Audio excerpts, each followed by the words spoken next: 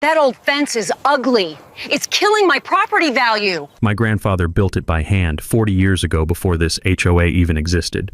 Delilah, the new neighbor, just 3 weeks in, stood in my driveway, arms crossed, smirking. She laughed when I mentioned my grandpa.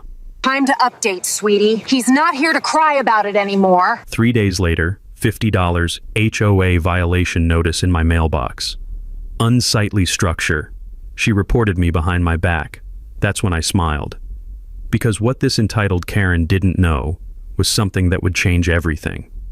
1 week later, trucks rolled in, cranes, heavy slabs arriving, her perfect view about to get blocked. Permanently. The new barrier stands tall, silent, unbreakable, pure revenge. She thought she won. She had no idea. Worst HOA nightmare you've faced? Drop your story below. Tag your state too. I'm Trevor Stonefield, 45 years old, and I never expected to inherit a war along with my family's granite quarry. When my father passed last year, he left me more than just Stonefield Quarry. He left me 2 acres of Colorado land that's been in our family since the Carter administration. The business had been our livelihood for 60 years, cutting and selling granite from the mountain we'd owned since my grandfather struck his first claim. 3 generations of Stonefields, all learning the same lesson. Good work takes time and quality lasts forever. The house isn't much, a modest ranch my grandfather built himself, weathered cedar siding that matches the fence, sitting on land that used to be nothing but cattle pasture. What matters isn't the appearance, it's the permanence. My grandfather's motto was, measure twice, cut once. And it applied to everything from cutting granite slabs to building relationships that would outlast the builder. The fence that started this nightmare was my grandfather's masterpiece of practical craftsmanship. Built in 1983, hand-selected cedar posts spaced perfectly, set deep enough to withstand 40 years of Colorado's freeze-thaw cycles. 5.5 feet tall, weathered to a beautiful silver gray that only comes with decades of mountain sun and snow. Sure, it had a slight lean from years of wind, but the structure was sound, more sound than most modern construction. I'm methodical by nature, patient in the way that working stone teaches you to be. Rush granite work, and it shatters. Rush relationships, and they break just as badly. I believed in taking time to understand problems before solving them. That patience served me well running the quarry, dealing with customers who wanted their memorial stones yesterday, or contractors who thought granite could be cut like lumber. Then Delilah Pritchard moved into the McMansion next door. 58 years old, retired high school principal with the bearing of someone who'd spent 30 years telling teenagers what to do. She'd moved from suburban Denver 6 months ago, driving her white Lexus SUV with its dealer plates and that HOA board member bumper sticker she'd somehow acquired within her first month. Everything about her screamed suburban transplant-seeking, authentic country living, but sanitized, controlled, and compliant with her vision of what rural life should look like. Delilah wanted the mountain views without the mud, the space without the reality of working land, the charm without the character that comes from decades of honest use. She'd bought her McMansion from a developer who'd squeezed it onto what used to be the Peterson family's pasture, complete with imported landscaping that required twice-weekly maintenance to survive Colorado's high altitude. The smell of diesel fuel from my morning equipment checks must have offended her suburban sensibilities because I'd catch her at her kitchen window during my 6 a.m. routine, arms crossed, surveying my property like she was cataloging violations. The way she studied my land reminded me of those efficiency experts who'd occasionally visit the quarry, clipboards ready, eager to explain how we could optimize operations that had worked perfectly for 6 decades. Within 3 weeks of moving in, Delilah had started her surveillance walks. Not the friendly wave and smile kind of walks that real neighbors take. These were reconnaissance missions. Phone in hand, she'd photograph my equipment shed, my work truck, my grandfather's fence. The crunch of gravel under her designer sneakers became my soundtrack of dread as she'd linger at the fence line, running her manicured fingers along the weathered cedar like she was gathering evidence. Mrs. Jordan next door, 80 years old and sharper than most people half her age, gave me the warning I should have heeded. That woman asked how long your fence has been deteriorating, said it was affecting her property value.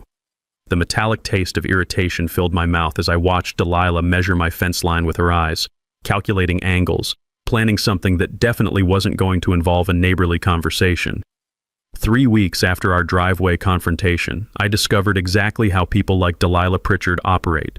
No phone call, no knock on the door, no attempt at working things out person to person.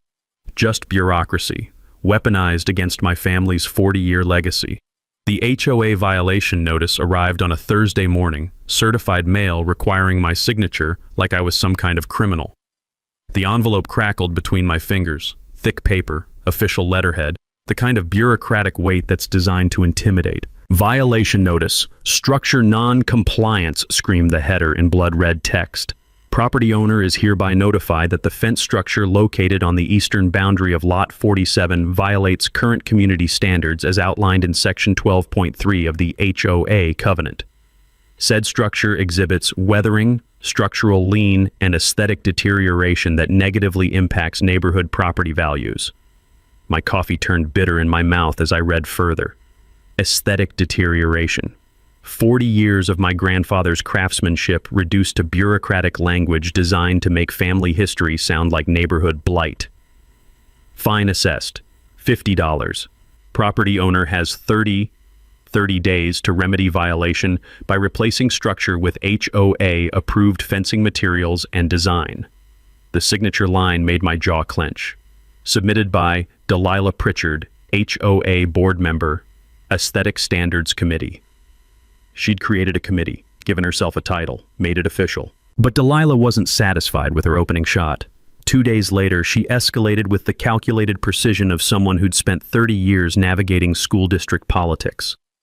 A second letter arrived, this time from the county building inspector's office, bearing the official seal that could shut down my quarry operations.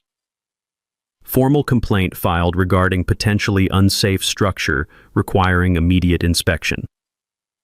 The woman had reported my fence to the county as a safety hazard. Not content with HOA harassment, she'd weaponized municipal authority against me. My hands shook slightly as I read the inspection notice scheduled for Tuesday, complete with potential citations that could cost hundreds in real government fines. That's when I remembered something my father used to say about dealing with difficult customers at the quarry. Son, when someone comes at you with paperwork, you better have better paperwork.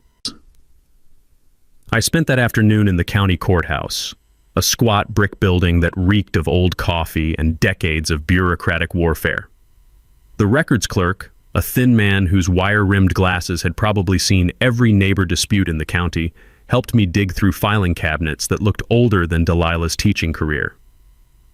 3 hours of dusty research revealed something beautiful. My fence predated the HOA by 15 years. Back when my grandfather built it, this was all cattle pasture and good intentions. I'd been grandfathered into the homeowners association when the surrounding land got developed, which meant my fence had legal protection that Delilah either didn't know about or chose to ignore. Even better, I found the original 1983 building permits, yellowed with age but bearing the official stamp and signature of County Inspector William Bull Henderson. His handwritten notes made me smile. Fence exceeds all safety requirements for residential agricultural property. Posts set 18 inches deeper than code requires. Builder knows his business. Bull Henderson had been dead for 10 years, but his documentation was about to save my grandfather's legacy. The real education came from Janet Morrison, the county's senior building inspector who'd grown up here before it became suburbs and McMansions. Janet remembered my grandfather's reputation, how contractors used to study his stonework to learn proper techniques. "Trevor, that fence is probably stronger than half the new construction going up," she said, flipping through the old permits with hands that had inspected thousands of structures. "Your grandfather didn't just meet code, he built things to outlast the apocalypse." Then she mentioned something that made my pulse quicken. Of course, agricultural zoning gives you more flexibility than most people realize. You could legally build an 8-foot structure right on your property line if you wanted. 8 feet. The number echoed in my head as I drove home past the quarry, where massive granite slabs caught the afternoon light like sleeping giants waiting for purpose. I'd been thinking defensively, trying to protect what existed, but Janet had just reminded me that the best defense sometimes requires a good offense. Tuesday morning brought Inspector Bill Martinez in his White County truck, clipboard ready for what he probably assumed would be a routine safety violation. I watched from my kitchen window as Delilah positioned herself at her fence line like a prosecutor preparing to present evidence to a jury. Martinez spent 20 minutes examining every post, every rail, every joint of my grandfather's work. His measuring tape sang in the wind as he documented dimensions that proved what I already knew. This fence was built to last centuries, not decades. "Sir, I don't know what complaint was filed here, but this fence is solid as bedrock," he announced loud enough for my neighbor to hear every word. "Whoever built this was a craftsman. It's not going anywhere." The sharp crack of Delilah's kitchen door slamming shut was music to my ears. That evening, standing at my fence line with my hand on weathered cedar that had sparked suburban warfare, I finally understood what my grandfather had really left me. Not just a fence, but a lesson about building things that endure long enough to protect what matters most. Delilah Pritchard didn't take her first defeat gracefully. The morning after the county inspector cleared my fence, I found her in my driveway at 6:30 a.m., standing next to my work truck like she owned the place. "This isn't over," she said, clutching a manila folder against her chest like armor. "I've been researching property law, and there are other ways to handle problem neighbors." The smell of diesel exhaust from my warming truck mixed with her designer perfume, an expensive floral scent that probably cost more than most people's monthly grocery budget. The combination made my stomach turn. "Ma'am, the county inspector said," "County inspectors can be wrong." Her smile had the sharp edge of someone who'd spent 30 years crushing student spirits. "I'm filing additional complaints, environmental concerns, safety issues, zoning violations. We'll see how many inspections your little fence can survive." She was declaring total war, and I was apparently her Afghanistan. True to her threat, the complaints started arriving like clockwork. Monday brought the Environmental Protection Agency, investigating alleged groundwater contamination from deteriorating fence materials. Tuesday delivered Animal Control, responding to reports of dangerous wildlife harbored by unmaintained structures. Wednesday featured the fire marshal, investigating claims that my weathered wood fence posed extreme fire hazards to neighboring properties. Each complaint required a separate inspection, a separate report, separate paperwork that treated my grandfather's craftsmanship like a municipal emergency. The inspectors were professional but apologetic, clearly recognizing harassment when they saw it. But Delilah's systematic assault on my fence had an unintended consequence. It forced me to research exactly what I owned and what I could legally do with it. That's how I ended up in my dusty attic on Thursday evening, digging through cardboard boxes that smelled like my grandmother's lavender sachets and 40 years of stored memories. My grandfather had been obsessively organized, keeping every document that proved the Stonefield family did things by the book. The manila envelope labeled Original Property Survey, 1982, felt heavier than it should have when I pulled it from the box. The yellowed papers inside crackled as I unfolded them, releasing the faint scent of old ink and bureaucratic permanence. What I saw made my heart skip a beat. My property line extended 3 feet further east than I'd thought, 3 feet past where my grandfather's fence currently stood, which meant my fence, the fence Delilah was trying to destroy, wasn't even sitting on the boundary. It was completely inside my land. I owned 3 feet of unused space that this woman had been treating like disputed territory. 3 feet where I could build whatever I wanted, as tall as I wanted, without asking permission from anyone, especially not from some suburban transplant with a grudge against my family's history. The next morning brought yet another inspector, this time from the State Environmental Office, investigating Delilah's claim that my fence was leaching harmful chemicals into groundwater. Dr. Martinez was a passionate man who spent 2 hours taking soil samples and water measurements while I watched Delilah hover at her kitchen window like a vulture monitoring roadkill. "Mr. Stonefield, I have to ask directly, have you made any recent modifications to this fence?" Dr. Martinez consulted his clipboard with the weary professionalism of someone who'd investigated plenty of neighbor disputes disguised as environmental emergencies. "Doctor, that fence hasn't been touched since Ronald Reagan was president," I replied, handing him the photo albums that proved every word. Every rail, every post, exactly as my grandfather built it in 1983. He flipped through the photos with growing irritation. The evidence was undeniable. Delilah's environmental complaint was pure fiction. "Sir, cedar doesn't leach harmful chemicals. Whoever filed this report wasted everyone's time and taxpayer money." As Dr. Martinez packed his testing equipment. He mentioned something that made my pulse quicken. You know, agricultural properties have significant development rights that most people don't understand. Your zoning allows livestock containment barriers up to 8 feet without additional permitting. 8 feet. The third time in 2 weeks someone had mentioned that number. Sometimes the universe sends subtle hints. Sometimes it sends a sledgehammer. That evening, I walked my fence line with a measuring tape documenting every inch of the 3 feet I'd never known belonged to me. The setting sun painted the weathered cedar in shades of gold that highlighted 40 years of honest craftsmanship. Craftsmanship that Delilah was systematically trying to destroy with false reports and bureaucratic harassment. But standing there in my own space she had no legal claim to, I realized something that changed everything. I wasn't just defending my grandfather's fence anymore. I was planning something permanent. My quarry sat just down the road, filled with granite slabs that had been waiting decades for the right project.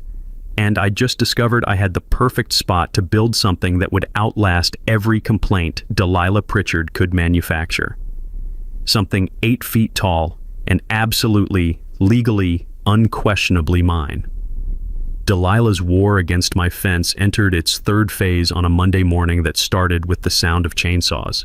I looked out my kitchen window to see 3 men in orange vests cutting down the oak tree on the Peterson property, the land that bordered both our lots. Nothing illegal about it, but the timing was suspicious. That oak had shaded the eastern corner of my fence for 30 years, and suddenly it needed to be removed the day after another county inspector cleared my safety violations. The chainsaws screamed like dying animals as decades of growth crashed to the earth. The fresh scent of sawdust mixed with diesel exhaust created a symphony of suburban improvement that set my teeth on edge. Within hours, my fence stood fully exposed to view from Delilah's kitchen window, exactly what she'd been planning. But tree removal was just her opening move. That afternoon, I discovered she'd created a Facebook group called Mountain Ridge Neighborhood Watch. The description made my stomach churn. Protecting property values and community standards from industrial pollution and unsafe structures. She'd posted photos of my quarry equipment taken with telephoto lenses, making routine maintenance look like environmental disaster. Her masterpiece was a video tour titled, "How Industrial Operations Destroy Rural Communities." I watched in disbelief as she narrated a walking tour of her property, pointing out noise pollution, dust contamination, and unsafe structures, while my grandfather's perfectly sound fence filled the background like evidence of neighborhood decay. Some residents, she said with the patronizing tone of a disappointed teacher, seem to think that just because something has been here for a long time, it doesn't need to meet modern standards. Within a week, she'd recruited allies I'd never had problems with before. The Hendersons suddenly discovered that my 6 a.m. equipment warm-up was a noise violation. The Johnsons worried about their property values being threatened by commercial operations in residential areas. Mrs. Patterson, who'd been buying fresh vegetables from my neighbor's garden for 5 years, now feared chemical runoff from my quarry was contaminating her prize roses. The worst part wasn't their sudden hostility. It was watching 40 years of neighborly relationships evaporate because one woman had convinced them their biggest threat wasn't crime or taxes or actual problems, but my family's business. Tuesday brought a visitor who explained everything.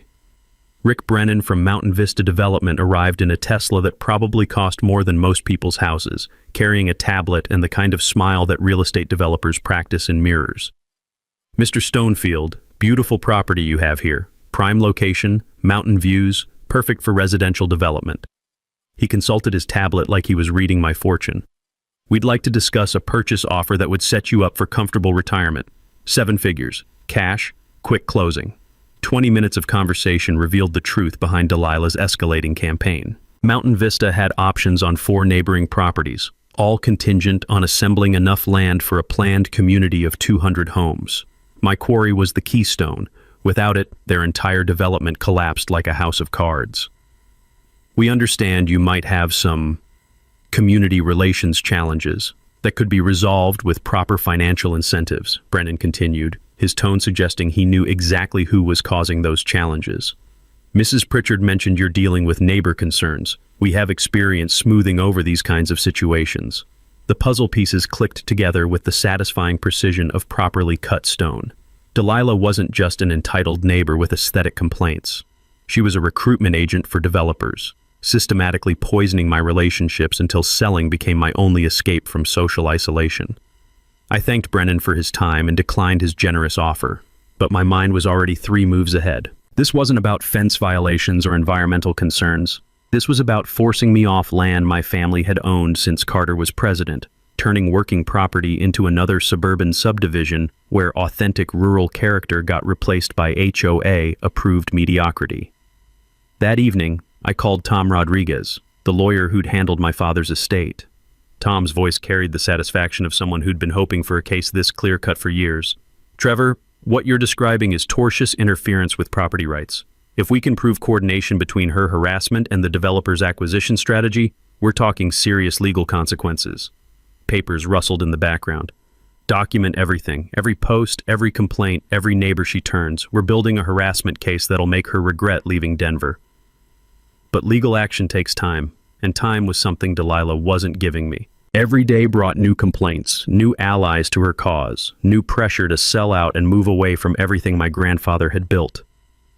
Standing in my quarry that night, surrounded by granite slabs that gleamed like monuments in the moonlight, I realized what my grandfather had really taught me about building things that last. Sometimes you don't just preserve what exists, you create something so permanent, so undeniably legitimate, that it becomes the new foundation everyone else has to work around. Delilah wanted to erase my family's legacy with social media and bureaucracy. She thought isolation and financial pressure would eventually break my resolve. She was about to learn that some problems require geological solutions. The breakthrough came from the most unexpected source. My elderly neighbor, Mrs. Jordan, who appeared at my door on a Thursday evening carrying a manila envelope and the satisfied expression of a cat who'd cornered a particularly troublesome mouse. "Trevor, you need to see this," she said, settling into my kitchen chair with the careful movements of someone whose arthritis flares up when rain's coming. The envelope crackled between her fingers like old parchment. That woman made a very big mistake. Mrs. Jordan had been quietly conducting her own investigation since Delilah started her neighborhood recruitment campaign. Being 80 years old and retired gave her advantages that younger people lacked: unlimited time, decades of patience, and the social invisibility that comes with being dismissed as a harmless old lady with too many cats. "I've been watching, listening, asking the right questions at the post office," Mrs. Jordan admitted with the mischievous grin of someone who'd perfected the art of gathering intelligence while appearing to discuss the weather. "Amazing what people will tell you when they think you're just a nosy grandmother." The envelope contained photocopies of public records that Mrs. Jordan had somehow convinced various clerks to help her access, property records, mortgage information, and business filings that painted a very different picture of Delilah Pritchard than her carefully constructed image of concerned citizen. Delilah's McMansion had been purchased with a balloon mortgage scheduled to reset in 8 months. Her current payment of $2,800 would jump to $4,800, an increase her teacher's pension couldn't possibly cover. Public records showed $47,000 in credit card debt from the renovations she'd been showcasing on social media as her perfect rural retreat. But the real revelation was a business license filing that made my coffee taste like victory. Mountain Vista Community Consulting, Delilah Pritchard, Residential Acquisition Specialist. She wasn't just an entitled neighbor with aesthetic complaints. She was a paid contractor working to destabilize our community for developer profit. "There's more," Mrs. Jordan said, producing a second envelope with the flourish of a magician revealing the final trick. "I had my grandson research the HOA bylaws. Turns out lawyers bury some interesting clauses in those documents." I read the highlighted section twice before its significance hit me like a granite slab. Existing Business Protection Clause. All commercial operations predating HOA formation shall remain exempt from future restrictions, regulations, or interference. My quarry operations were grandfathered against any HOA authority. Every complaint Delilah had filed, every violation notice she'd generated, every attempt to use bureaucracy against my business, all legally meaningless. She'd been fighting a war with imaginary weapons, but the protection worked both ways.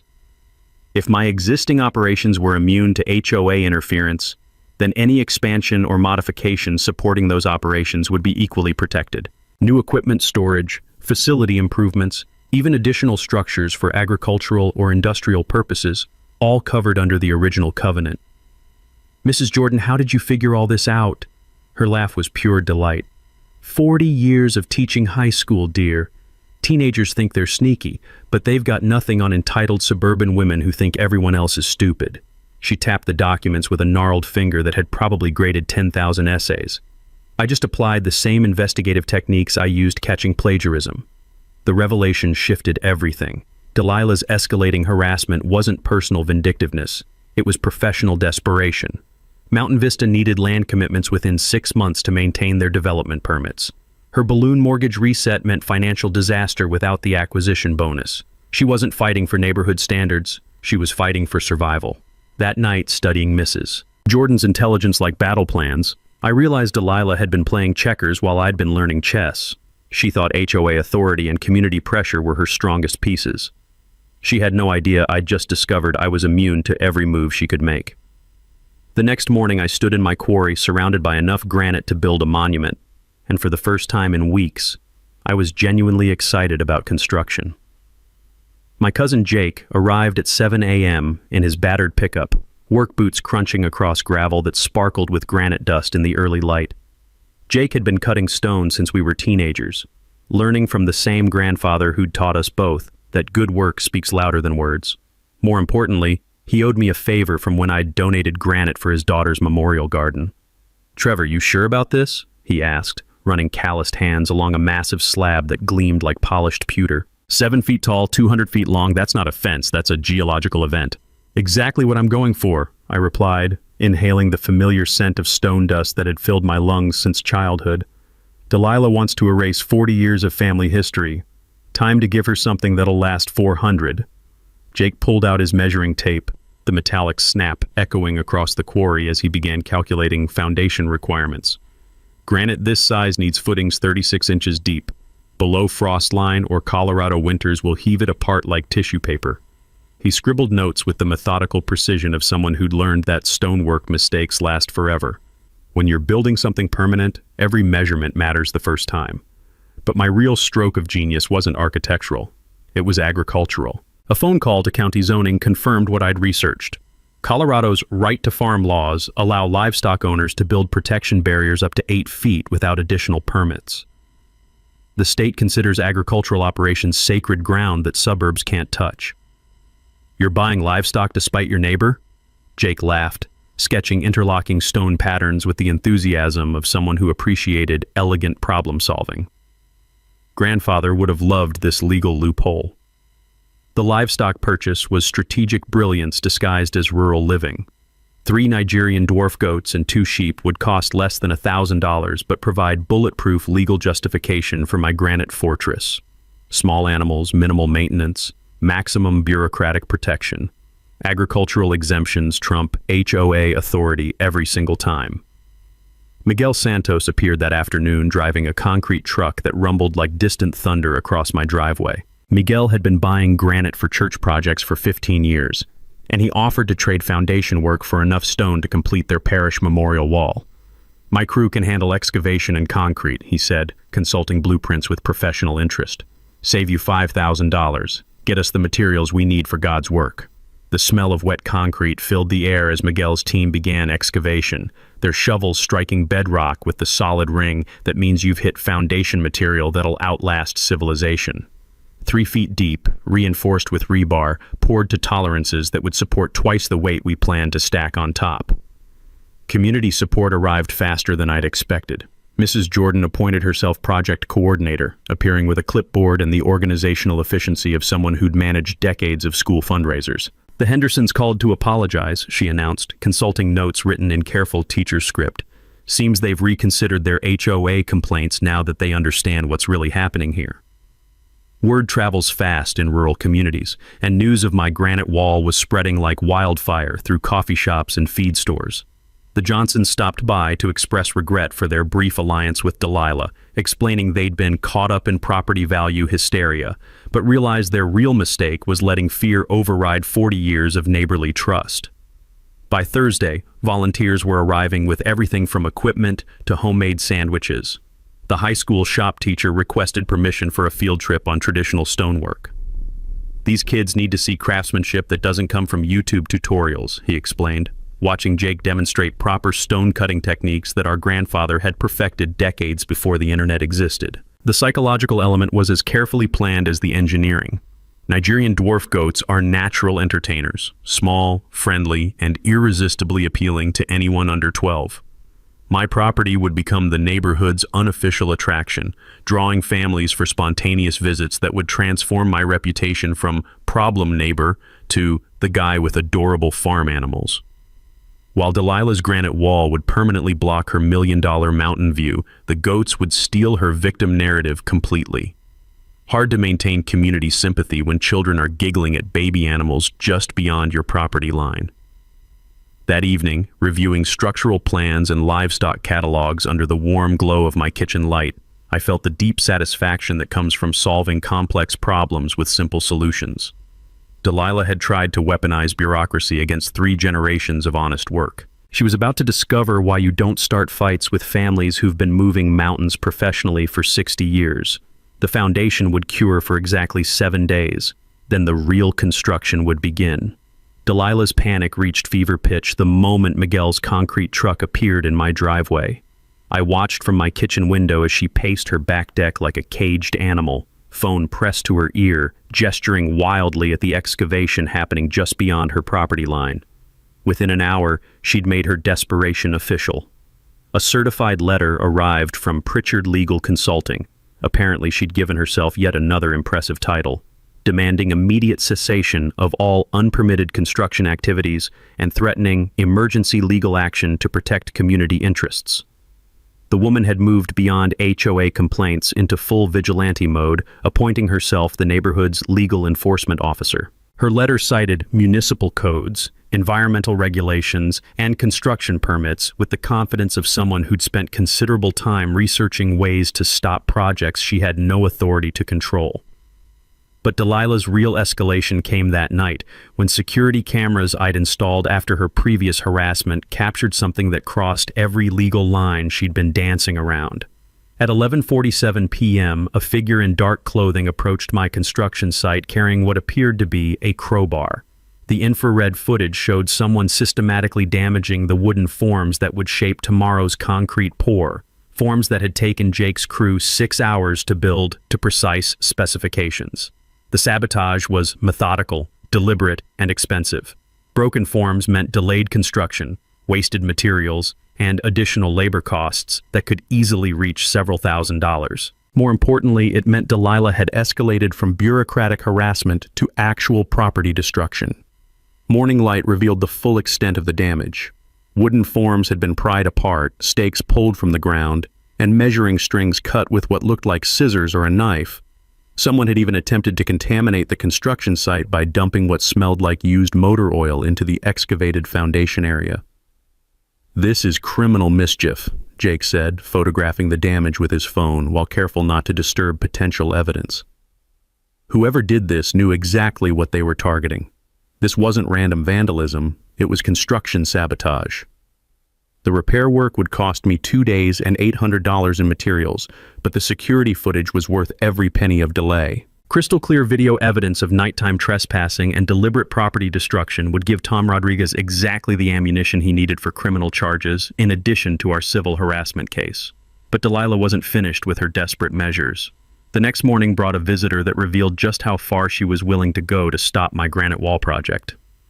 Rick Brennan from Mountain Vista Development returned, this time without the friendly smile and casual clothes.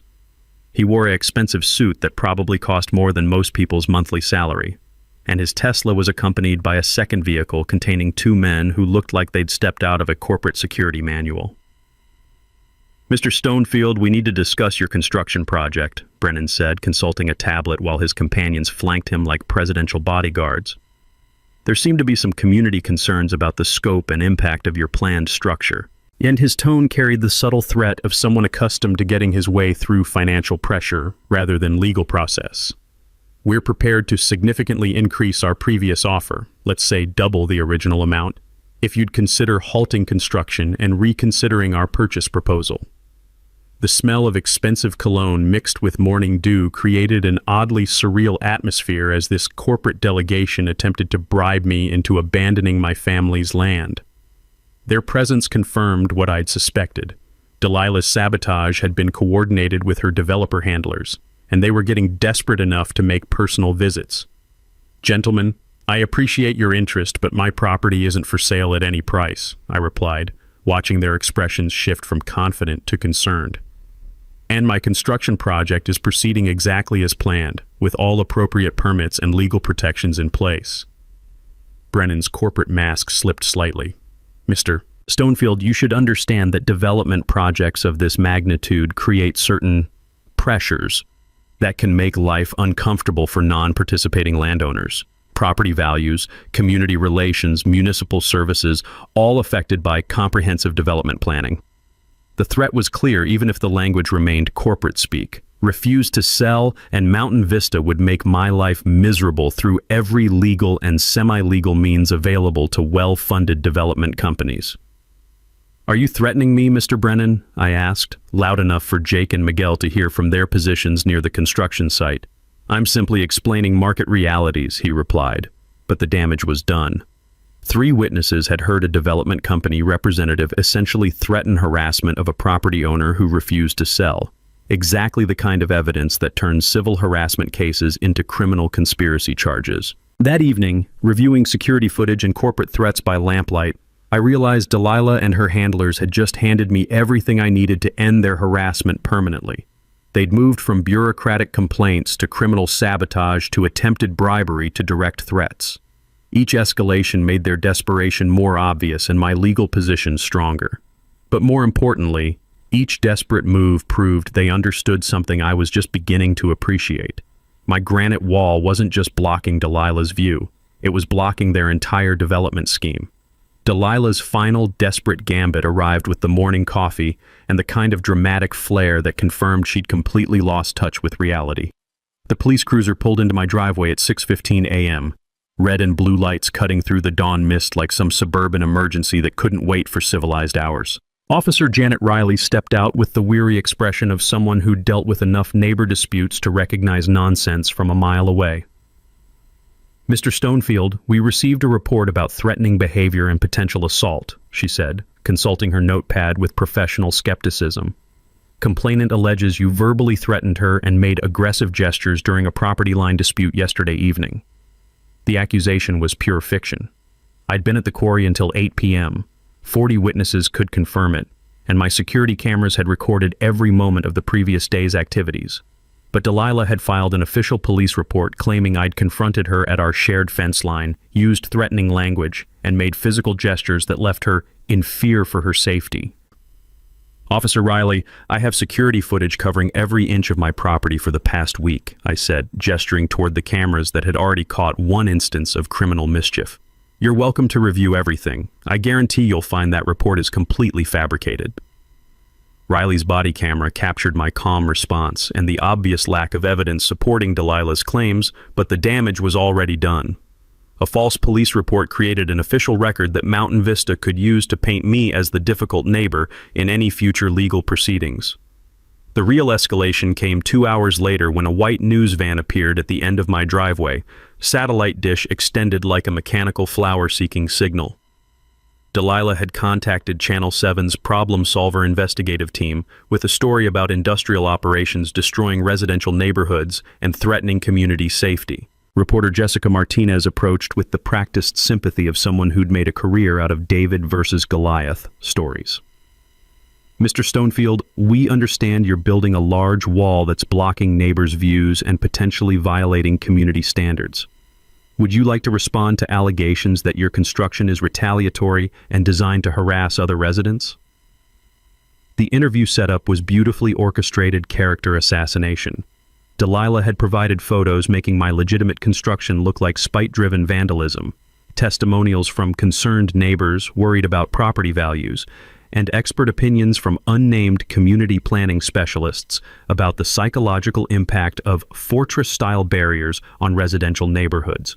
But Jessica Martinez had underestimated both my preparation and my family's 60-year reputation in the community. When I produced original property surveys, construction permits, agricultural exemptions, and security footage documenting actual harassment and sabotage attempts, the story angle shifted faster than weather in the Colorado mountains.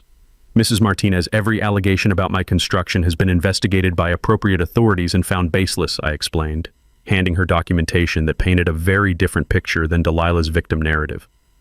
What your viewers should know is that false police reports and construction sabotage are serious crimes, and we have clear evidence of both.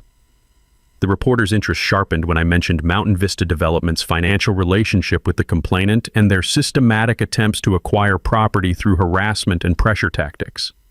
Suddenly, this wasn't a story about neighbor disputes. It was investigative journalism gold about development company corruption and suburban land grabs. Delilah's media manipulation had backfired spectacularly. By Thursday afternoon, Channel 7's investigative team was digging into Mountain Vista's business practices, interviewing other property owners who'd experienced similar pressure campaigns, and building a story about corporate harassment disguised as community concern. The final blow to Delilah's credibility came when Mrs. Jordan provided the reporter with documentation of her financial arrangement with the developers. Public records showing payment for community consultation services destroyed any pretense that her complaints were motivated by legitimate neighborhood concerns rather than contractual obligations to corporate clients. Friday morning brought the satisfying sound of granite blocks being unloaded from transport trucks, each stone settling into place with the solid thunk of permanence. My wall was taking shape exactly as planned, rising foot by foot while Delilah watched from her kitchen window with the expression of someone seeing her financial future crumble in real time. The 3 Nigerian dwarf goats arrived that afternoon in a livestock trailer driven by a cheerful 4-H advisor who spent 20 minutes explaining proper care and feeding. Within an hour, my property had been transformed from industrial eyesore to charming rural attraction, as neighborhood children discovered the irresistible appeal of baby animals. "They're adorable," squealed 8-year-old Emma Henderson, whose parents had recently apologized for their brief alliance with Delilah's harassment campaign. "Can we visit them every day?" The psychological warfare was complete. While my granite wall blocked Delilah's mountain view permanently, the goats had stolen her victim narrative entirely. Hard to maintain community sympathy when children are giggling at farm animals just beyond your property line, and impossible to claim industrial harassment when families are bringing carrots for impromptu feeding visits. That evening, watching the sun set behind 7 feet of perfectly fitted granite while goats munched contentedly in their new pasture, I realized Delilah's escalating desperation had achieved the exact opposite of her intentions. She'd united the entire neighborhood against her harassment campaign and handed me unassailable legal protection for everything I'd built. The monthly HOA meeting was scheduled for 7 p.m. in the community center, and by 6:45 the parking lot was fuller than it had been in years. Word had spread about Delilah's harassment campaign, my granite wall, and the ongoing investigation into Mountain Vista Development's pressure tactics. This wasn't going to be routine suburban bureaucracy. This was going to be a reckoning. I arrived with Tom Rodriguez, my lawyer, and Mrs. Jordan, who'd appointed herself my character witness and brought a manila envelope thick enough to choke a horse. The community center smelled like old coffee and institutional carpet, but the energy in the room crackled with the tension of neighbors who'd finally had enough of being manipulated. Delilah sat in the front row, flanked by Rick Brennan and another man in an expensive suit who looked like corporate damage control. Her usual confident demeanor had been replaced by the brittle composure of someone watching their carefully constructed world collapse in real time. HOA President Martha Williamson called the meeting to order with the grave tone of someone who'd spent the week fielding angry phone calls from residents who'd discovered they'd been recruited as pawns in a development company's land acquisition scheme. "Before we address tonight's primary agenda item," Martha announced, "I want to acknowledge that this board has received new information about recent community disputes that changes our understanding of the situation significantly." Delilah stood immediately, clutching a prepared statement like a life preserver. "I'd like to address the false allegations that have been circulating about my legitimate concerns regarding industrial operations and unsafe construction." "Ma'am, please sit down," Martha interrupted with the authority of someone who'd chaired contentious meetings for 15 years. "You'll have your opportunity to speak when we reach Agenda Item 4, Allegations of Member Misconduct and Financial Conflicts of Interest." The room went silent except for the sound of Delilah sinking into her chair like air escaping from a punctured balloon. Martha continued with prosecutorial precision. "This board has reviewed documentation provided by community members revealing that certain complaints filed against the Stonefield property were motivated by financial arrangements with outside development interests rather than legitimate neighborhood concerns. Mrs. Jordan stood slowly, her manila envelope commanding attention like evidence in a murder trial. "Martha, I'd like to present documentation showing that Mrs. Pritchard has been receiving payments from Mountain Vista Development for community liaison services, including a $25,000 bonus contingent on successful property acquisitions in our neighborhood." The room erupted in angry murmurs as neighbors realized they'd been manipulated by someone with hidden financial motives. The Hendersons, Johnsons, and other families who'd briefly supported Delilah's complaints looked like they'd discovered they'd been backing a con artist. Tom Rodriguez approached the podium with the confident stride of a lawyer who'd been waiting months for this moment. "Ladies and gentlemen, what we're discussing tonight isn't a neighborhood dispute. It's a case study in corporate manipulation of suburban communities for profit." He produced security footage on his laptop, projecting images of nighttime sabotage onto the community center wall. This footage shows criminal destruction of legally permitted construction, followed by false police reports designed to intimidate the victim into abandoning his legal rights. The evidence was devastating. Clear video of property destruction, documented false complaints, recorded attempts at bribery, and financial records proving Delilah's contractor relationship with developers who'd systematically targeted longtime residents for harassment-based property acquisition. "Furthermore," Tom continued, "Mr. Stonefield's construction project is protected under Colorado agricultural exemptions and HOA grandfather clauses that make every complaint filed against him legally meaningless. Mrs. Pritchard either knew this and filed false reports anyway, or she failed to research the legal framework governing the very complaints she was submitting." Rick Brennan attempted damage control, standing to address the room with the practiced charm of someone accustomed to talking his way out of uncomfortable situations. "Ladies and gentlemen, Mountain Vista Development has always operated within legal parameters." "Sit down, Mr. Brennan," Martha snapped. "You have no standing to address this homeowners association. You're not a resident, you're not a member, and based on tonight's evidence, you're not welcome at our meetings." The moment of truth arrived when Martha called for a formal vote on Delilah's HOA board membership. The count wasn't even close. 47 votes for immediate removal, 3 votes against, and 2 abstentions. Delilah Pritchard was officially expelled from the Mountain Ridge Homeowners Association for conduct detrimental to community interests. But the real mic-drop moment came when Channel 7's Jessica Martinez approached Delilah as the meeting dissolved into clusters of angry neighbors discussing corporate manipulation tactics. "Mrs. Pritchard, do you have any comment on allegations that you filed false police reports and committed construction sabotage on behalf of development company clients?" Delilah's response was captured on camera for the 11 o'clock news. A stream of profanity-laced threats directed at me, my family, and anyone who'd betrayed her crusade against my property. The meltdown was complete, public, and permanently documented for anyone who doubted the true nature of her community concerns. As neighbors filed out of the community center, many stopped to shake my hand and apologize for being temporarily misled by someone they'd trusted as a fellow homeowner, rather than recognizing as a paid agent for outside interests. The war was over. Delilah had lost everything: her credibility, her position, her community support, and her financial arrangement with Mountain Vista Development. My granite wall stood 7 feet tall and unassailable, both legally and literally. 3 months later, Delilah Pritchard's white Lexus disappeared from the McMansion next door for the final time. The foreclosure notice had appeared in legal advertisements 2 weeks earlier, and by November she was gone, back to whatever suburban anonymity she'd emerged from before deciding to wage war against my family's legacy. Her mortgage company sold the house at a significant loss. Mountain Vista Development, facing criminal investigation for harassment and fraud, had dissolved their acquisition contracts and abandoned their subdivision plans entirely. The rural character that had attracted families to Mountain Ridge would remain intact, protected by 7 feet of granite and the legal precedent that no amount of corporate pressure could override legitimate property rights. My wall had become something more than spite-driven construction. It had evolved into a symbol of resistance against suburban gentrification disguised as community improvement. Neighbors who'd initially questioned the aesthetics now understood its deeper purpose.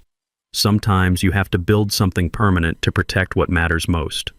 The Nigerian dwarf goats became local celebrities almost immediately. Children bike past daily with carrots and apple slices, turning my property into the neighborhood's informal gathering place. Mrs. Jordan's granddaughter started a 4-H goat project inspired by daily visits to help with feeding and care. What Delilah had intended as industrial harassment had become authentic rural community building. My quarry business experienced unexpected growth from the publicity surrounding the wall construction. Traditional stonework attracted attention from contractors seeking alternatives to mass-produced materials, and I hired 2 additional employees to handle new residential projects. Jake opened his own stonework business, specializing in custom walls and memorial installations, using techniques our grandfather had perfected decades before anyone called it artisanal. The real victory came when the community center commissioned me to design a memorial garden using granite from my quarry. The project honored longtime residents who'd shaped Mountain Ridge's character before developers discovered our mountain views and pristine air quality. My grandfather's techniques would be preserved in permanent installation that celebrated authentic rural heritage rather than suburban simulation. Tom Rodriguez's harassment case against Delilah and Mountain Vista resulted in significant financial settlements that more than covered my construction costs and legal fees. The precedent established important protections for rural property owners facing development pressure, and other communities began adopting similar agricultural exemptions to protect working land from suburban encroachment. Channel 7's investigative series on development company manipulation won a regional journalism award and sparked legislation requiring disclosure of financial relationships between community advocates and corporate clients. Delilah's downfall had created systemic reform that would protect future neighborhoods from similar manipulation schemes. But the most satisfying outcome was purely personal. My granite wall had accomplished exactly what my grandfather intended when he taught me that good work creates lasting value. Every morning, I drink coffee watching sunlight illuminate 7 feet of perfectly fitted stone that will stand long after everyone involved in this suburban drama has been forgotten. The goats provide daily entertainment and legitimate agricultural justification for any future expansion projects I might decide to undertake. Nigerian dwarf goats live 15 to 20 years, which means my agricultural exemption and its protection against HOA interference will outlast any foreseeable changes in neighborhood politics. Last week, Mrs. Jordan mentioned that new neighbors were moving into Delilah's former McMansion, a young family with 2 children who were excited about the charming rural atmosphere and adorable farm animals next door. They introduced themselves with homemade cookies and questions about proper care for chickens, which they're considering adding to their own backyard. The community healing has extended beyond my immediate neighbors. The coffee shop now displays photos of the wall construction process, celebrating traditional craftsmanship and community solidarity against outside manipulation. Local schools have requested field trips to learn stonework techniques that connect students with regional history and practical skills that can't be replicated by technology. Standing at my completed wall on winter evenings, watching snow gather on granite that will shed every storm without damage or compromise, I understand what my grandfather really taught me about building things that last. Sometimes the most important construction isn't about keeping things out, it's about preserving what belongs inside. My fence still stands exactly where he built it 40 years ago, weathered cedar now protected by 7 feet of granite that ensures no future neighbor will ever again mistake family history for something disposable. The wall stands, the goats flourish, the community endures.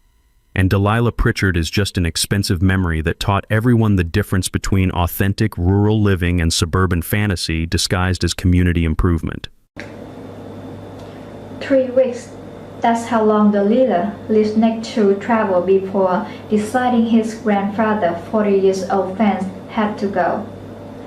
3 weeks for a complete stranger to assume she could erase someone else's family legacy. I see this everywhere now.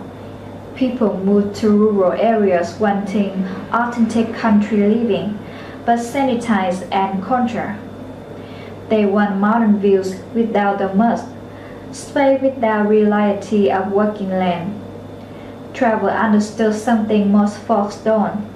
Sometimes the best defense requires a good offense.